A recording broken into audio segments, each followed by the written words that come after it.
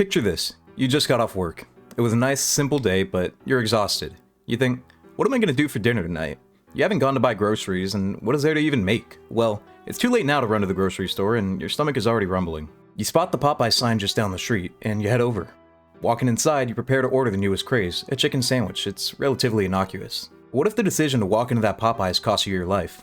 You would never expect it, and you could never be prepared, but that's exactly what happened to the victim in our first case.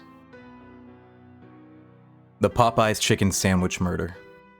On a chill autumn morning, November 4th, 2019, a line dispute turned deadly, spurred on by the newly relaunched chicken sandwich. At a Popeyes location located in Oxon Hill, Maryland, a 28-year-old customer, Kevin Davis, would become impatient in line waiting to get his food.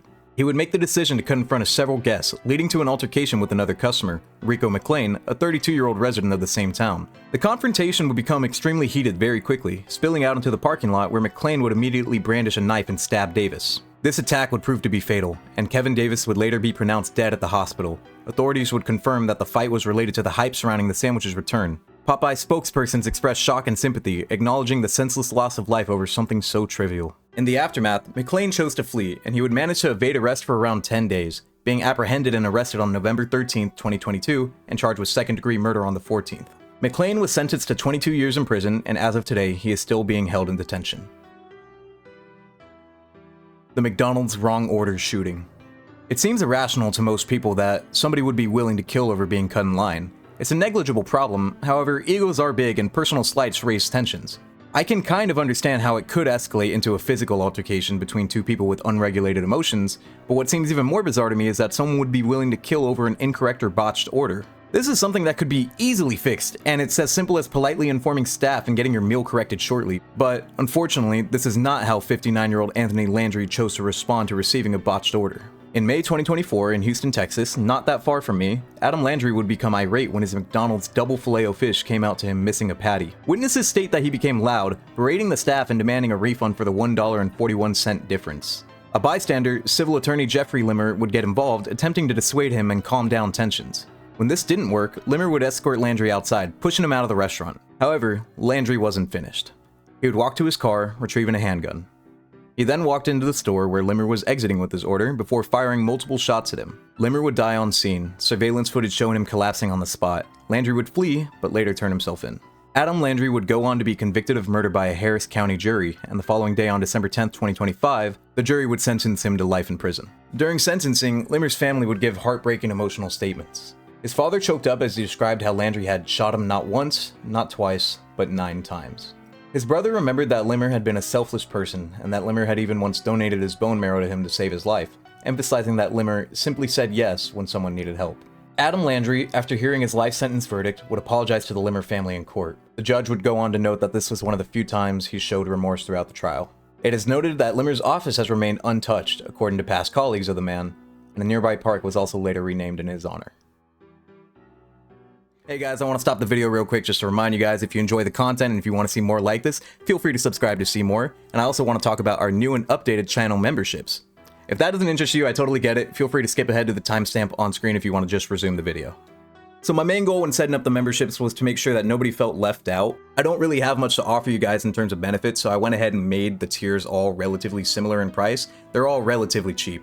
You'll also get all the same benefits throughout any of the tiers, so you can subscribe to whichever one feels right to you, if you'd like. Again, this is all optional, and it's just to support me if you want to support a little bit extra, and all of it's greatly appreciated. Our first tier is 99 cents a month, and that's it. You get every single tier that even the most expensive tier gets. You'll get member shoutouts in every video, as well as early access to uploads. Again, this also applies to the other 2 tiers. They'll get the exact same benefits. Our second and third tiers are $5.99 a month and $8.99 a month. $5.99 a month is just to help me buy an energy drink here and there. I need it for these videos. And my financier role, which is $8.99 a month, is just for the people who want to go above and beyond. Again, this is completely optional. Don't feel obligated. There's never going to be any content that's locked behind a paywall on my channel. Anything I make will be uploaded to the channel in full, so you're not obligated to pay for anything. I hope to eventually offer you guys better benefits when I open up something like a Patreon, but for now, this is what we got. The Popeyes burnt biscuit shooting. If you've ever been in any type of fast food environment, then you know on the clock during rush, things can get heated. I myself have nearly been in fights with people that I worked with, and surprisingly, 2 of them occurring at a Chick-fil-A. However, my disputes were often personal and involved things that happened outside of work. Never once had I ever gotten to that point with someone based on how their performance on the job site was. The same cannot be said for Rodney Wood, a 22-year-old assistant manager at a Popeyes in Charlotte, North Carolina. On May 11, 2025, police say that Wood argued with a coworker who was also a manager and who has not yet been publicly named. The argument was based on one of them having a problem with overcooked biscuits. Somehow, this became heated enough to move outside, where Wood would pull a handgun and fire 2 shots at point-blank range. Both rounds struck the other manager, one in his chest and one in his groin area. The victim was critically wounded and rushed to the hospital for emergency surgery. Investigators would find a video of the altercation, showing Wood discharging the firearm twice at close range. Wood fled the scene, but he was quickly arrested nearby and charged with attempted first-degree murder. In police interviews, Wood claimed he had fired 2 warning shots after being punched by his colleague, but detectives noted he failed to articulate a credible threat of deadly force and that he offered no legitimate basis for discharging a firearm. As of the latest reports, Wood remains charged and awaiting trial. No court verdict or sentence has been decided.